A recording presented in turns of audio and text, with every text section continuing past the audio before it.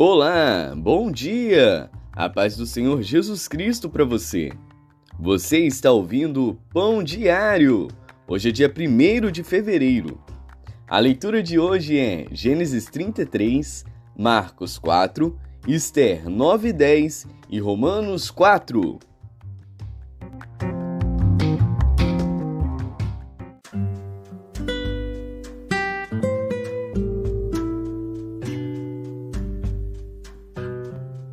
Gênesis.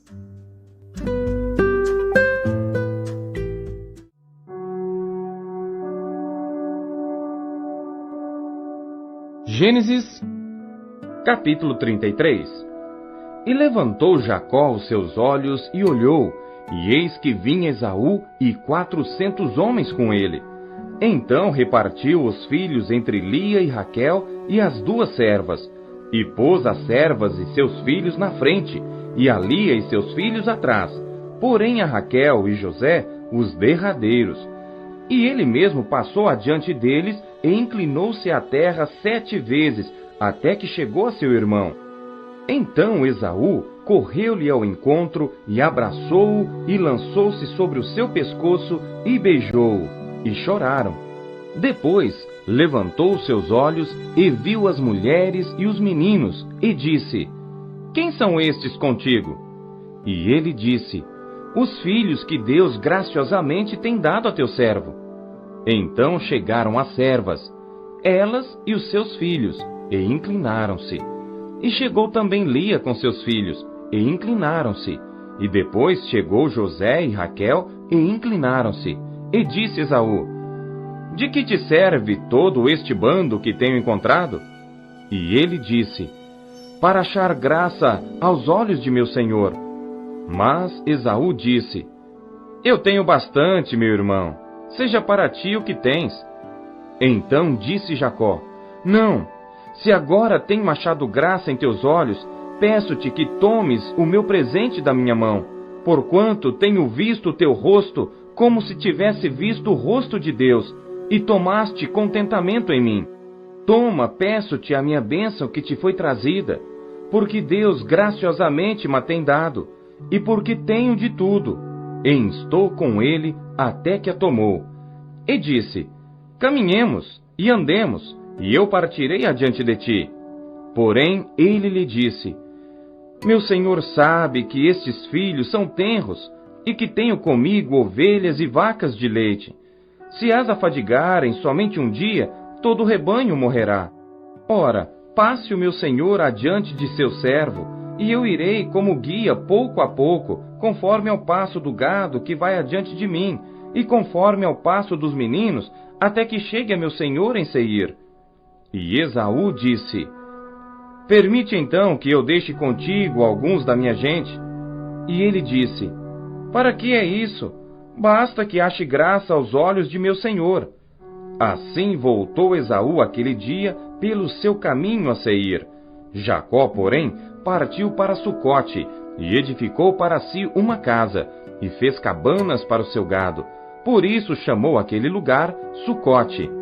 E chegou Jacó salvo a Salém, cidade de Siquém, que está na terra de Canaã, quando vinha de Padã Arã, e armou a sua tenda diante da cidade, e comprou uma parte do campo em que estendera a sua tenda, da mão dos filhos de Amor, pai de Siquém, por 100 peças de dinheiro, e levantou ali um altar, e chamou-lhe Deus, o Deus de Israel.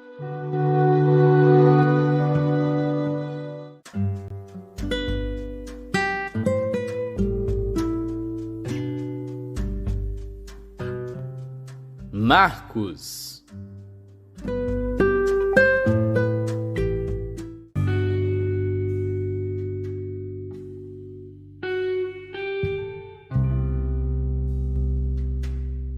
Capítulo 4.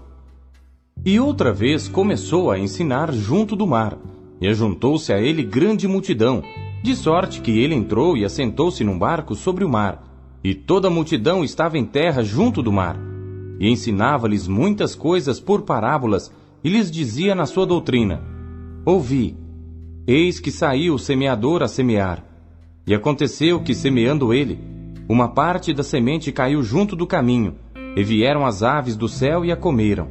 E outra caiu sobre pedregais, onde não havia muita terra, e nasceu logo, porque não tinha terra profunda.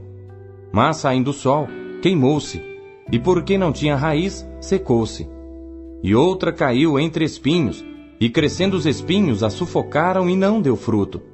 E outra caiu em boa terra e deu fruto que vingou e cresceu. E um produziu 30, outro 60 e outro 100. E disse-lhes: quem tem ouvidos para ouvir, ouça. E quando se achou só, os que estavam junto dele com os 12 interrogaram-no acerca da parábola. E ele disse-lhes: a vós vos é dado saber os mistérios do reino de Deus, mas aos que estão de fora, todas estas coisas se dizem por parábolas, para que vendo vejam e não percebam, e ouvindo ouçam e não entendam, para que não se convertam e lhes sejam perdoados os pecados. E disse-lhes: não percebeis esta parábola? Como, pois, entendereis todas as parábolas? O que semeia, semeia a palavra. E os que estão junto do caminho são aqueles em quem a palavra é semeada. Mas, tendo a eles ouvido, vem logo Satanás e tira a palavra que foi semeada nos seus corações. E da mesma forma, os que recebem a semente sobre pedregais, os quais, ouvindo a palavra, logo com prazer a recebem, mas não têm raiz em si mesmos. Antes são temporãos.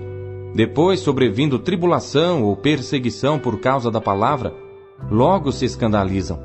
E outros são os que recebem a semente entre espinhos, os quais ouvem a palavra. Mas os cuidados deste mundo, e os enganos das riquezas e as ambições de outras coisas, entrando, sufocam a palavra, e fica infrutífera. E os que recebem a semente em boa terra, são os que ouvem a palavra e a recebem, e dão fruto, um a 30, outro a 60, outro a 100 por um. E disse-lhes: vem porventura a candeia para se meter debaixo do alqueire, ou debaixo da cama? Não vem antes para se colocar no velador? Porque nada há encoberto que não haja de ser manifesto, e nada se faz para ficar oculto, mas para ser descoberto. Se alguém tem ouvidos para ouvir, ouça. E disse-lhes: atendei ao que ides ouvir. Com a medida com que medirdes, vos medirão a vós, e ser-vos-á ainda acrescentada a vós que ouvis. Porque ao que tem, ser-lhe-á dado, e ao que não tem, até o que tem lhe será tirado. E dizia: o reino de Deus é assim como se o homem lançasse semente à terra, e dormisse, se levantasse de noite ou de dia, e a semente brotasse e crescesse, não sabendo ele como.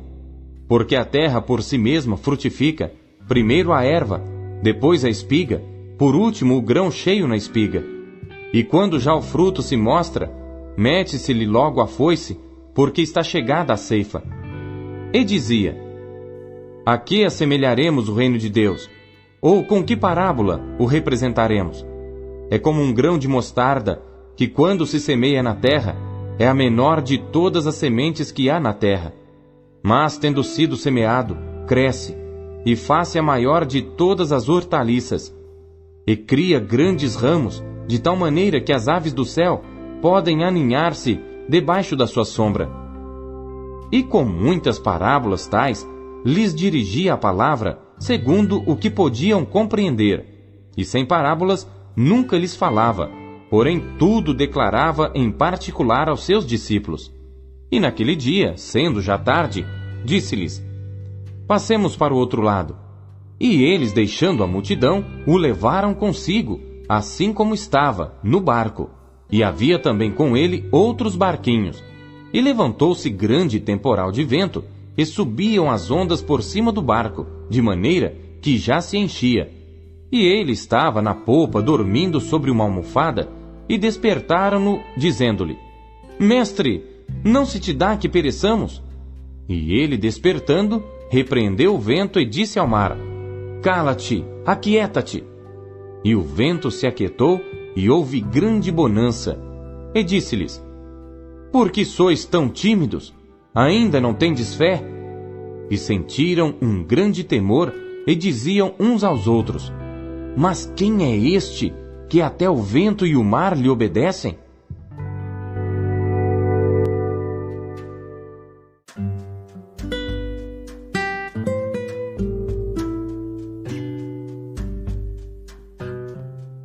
Ester.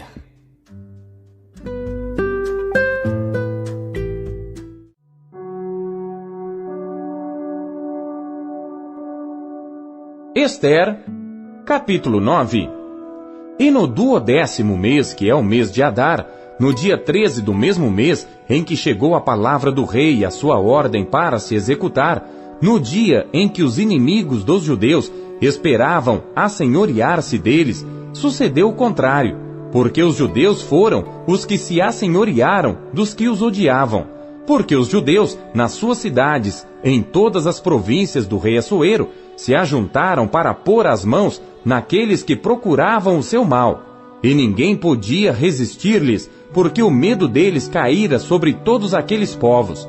E todos os líderes das províncias, e os sátrapas, e os governadores, e os que faziam a obra do rei, auxiliavam os judeus, porque tinha caído sobre eles o temor de Mardoqueu, porque Mardoqueu era grande na casa do rei, e a sua fama crescia por todas as províncias, porque o homem Mardoqueu ia sendo engrandecido. Feriram, pois, os judeus a todos os seus inimigos, a golpes de espada, com matança e com destruição, e fizeram dos seus inimigos o que quiseram.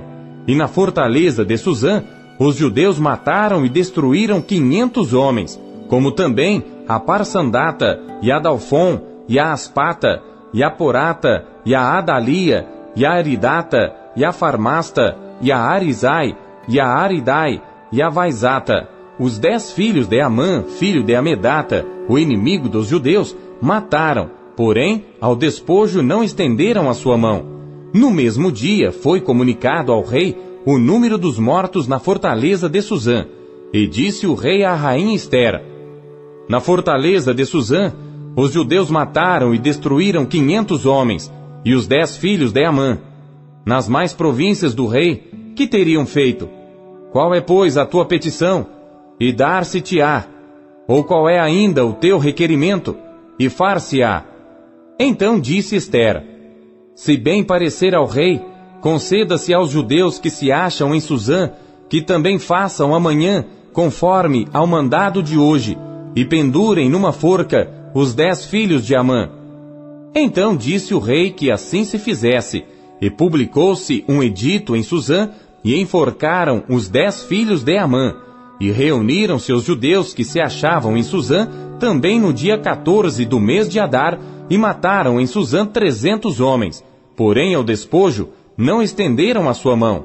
Também os demais judeus que se achavam nas províncias do rei se reuniram e se dispuseram em defesa das suas vidas, e tiveram descanso dos seus inimigos, e mataram dos seus inimigos 75.000, porém ao despojo não estenderam a sua mão. Sucedeu isto no dia 13 do mês de Adar, e descansaram no dia 14, e fizeram daquele dia dia de banquetes e de alegria. Também os judeus que se achavam em Suzã se ajuntaram nos dias 13 e 14 do mesmo, e descansaram no dia 15, e fizeram daquele dia dia de banquetes e de alegria. Os judeus, porém, das aldeias, que habitavam nas vilas, fizeram do dia 14 do mês de Adar dia de alegria e de banquetes, e dia de folguedo, e de mandarem presentes uns aos outros. E Mardoqueu escreveu estas coisas, e enviou cartas a todos os judeus que se achavam em todas as províncias do rei Assuero, aos de perto e aos de longe, ordenando-lhes que guardassem o dia 14 do mês de Adar e o dia 15 do mesmo, todos os anos, como os dias em que os judeus tiveram repouso dos seus inimigos, e o mês que se lhes mudou de tristeza em alegria, e de luto em dia de festa, para que os fizessem dias de banquetes e de alegria, e de mandarem presentes uns aos outros e dádivas aos pobres. E os judeus encarregaram-se de fazer o que já tinham começado, como também o que Mardoqueu lhes tinha escrito. Porque Amã, filho de Amedata, o Agagita, inimigo de todos os judeus, tinha intentado destruir os judeus, e tinha lançado pur, isto é, a sorte, para os assolar e destruir. Mas vindo isto perante o rei, mandou ele por cartas que o mau intento que Amã formara contra os judeus se tornasse sobre a sua cabeça, pelo que penduraram a ele e a seus filhos numa forca. Por isso aqueles dias chamam Purim do nome Pur.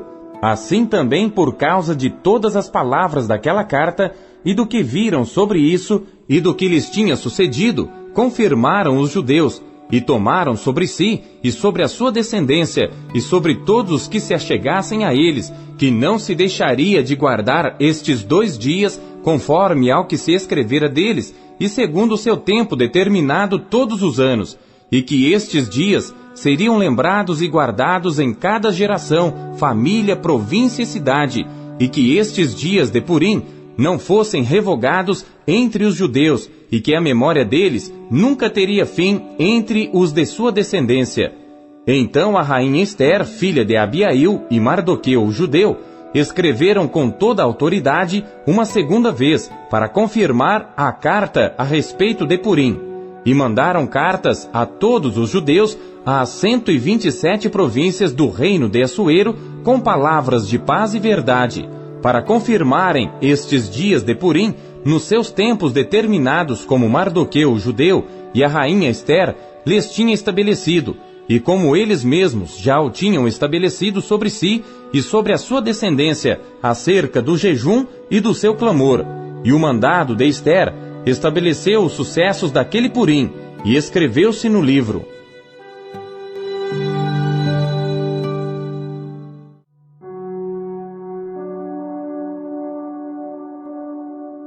Ester, capítulo 10. Depois disto, impôs o rei Assuero tributo sobre a terra e sobre as ilhas do mar, e todos os atos do seu poder e do seu valor, e o relato da grandeza de Mardoqueu, a quem o rei exaltou, porventura não estão escritos no livro das crônicas dos reis da Média e da Pérsia? Porque o judeu Mardoqueu foi o segundo depois do rei Assuero, e grande entre os judeus, e estimado pela multidão de seus irmãos, procurando o bem do seu povo, e proclamando a prosperidade de toda a sua descendência.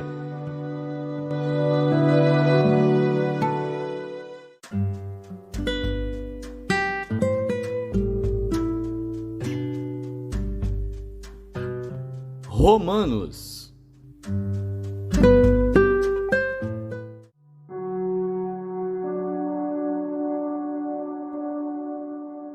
Capítulo 4.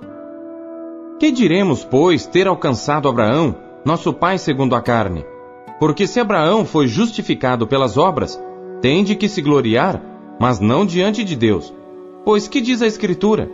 Creu Abraão em Deus, e isso lhe foi imputado como justiça.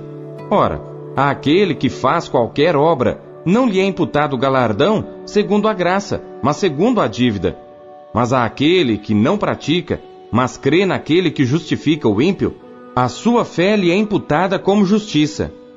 Assim também Davi declara: bem-aventurado o homem, a quem Deus imputa justiça sem as obras, dizendo: bem-aventurados aqueles cujas maldades são perdoadas e cujos pecados são cobertos. Bem-aventurado o homem, a quem o Senhor não imputa o pecado. Vem, pois, esta bem-aventurança sobre a circuncisão somente, ou também sobre a incircuncisão? Porque dizemos que a fé foi imputada como justiça a Abraão. Como lhe foi, pois, imputada? Estando na circuncisão ou na incircuncisão? Não na circuncisão, mas na incircuncisão.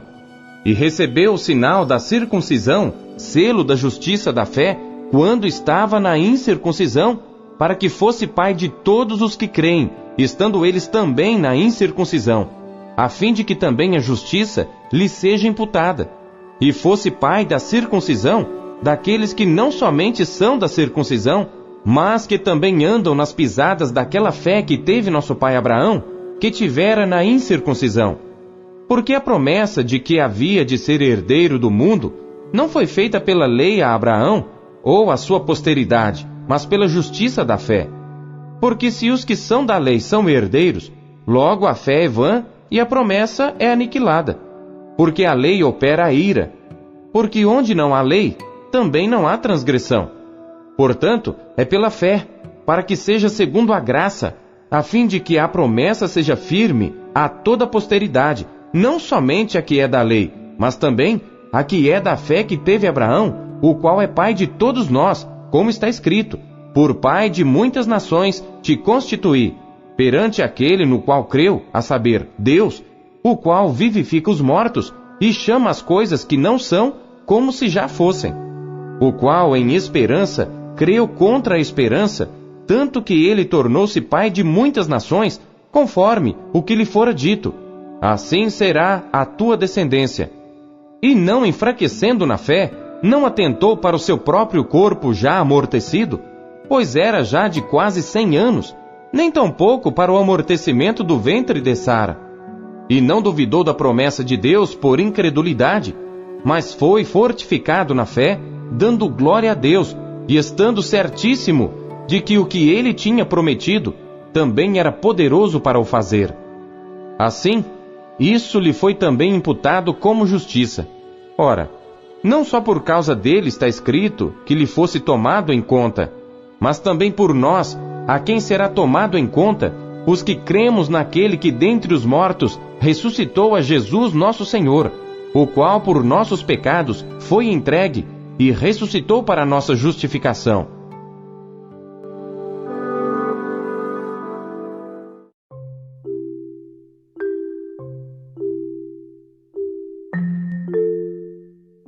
Nunca duvide do poder de Deus.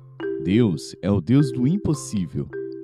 Em que a palavra dele aumentou a sua fé no dia de hoje? Você acabou de ouvir Pão Diário. O Pão Diário é um oferecimento da Sociedade Bíblica Trinitariana do Brasil, na voz do pastor Paulo Castelã. Não se esqueça, compartilhe o pão com seus amigos. Que você possa ter um dia abençoado por Deus. Até amanhã. Tchau!